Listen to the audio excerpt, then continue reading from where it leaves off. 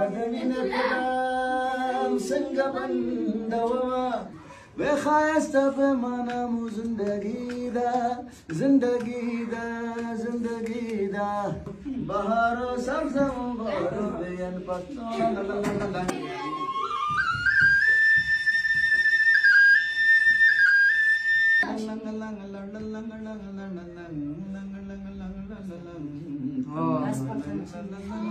یک آهنگ بسیار قدیمی است. آن جان مهربانم افغانستانم آن جان مهربانم افغانستان. در این بخش برنامه از جناب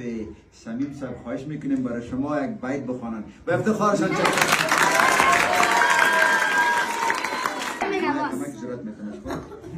نن بیا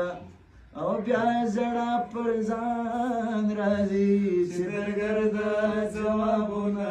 د جهان راځي نن می بیا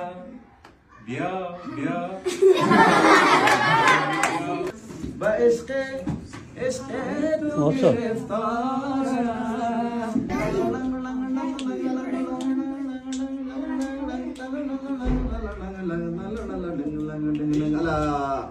اوس دروازه کې مرور غوندې ولاړ فرق بین سر و بی سر زړه کې می خبره جوړاوه مخلق رانی شي سر و سودای عاشق فدای خاک پای تو استمعیم از تاج تخت برقرار جسد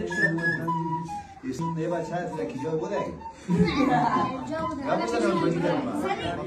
چین تو ترایم غزل وارد جای اصل وارد مغز دیمت خاموشی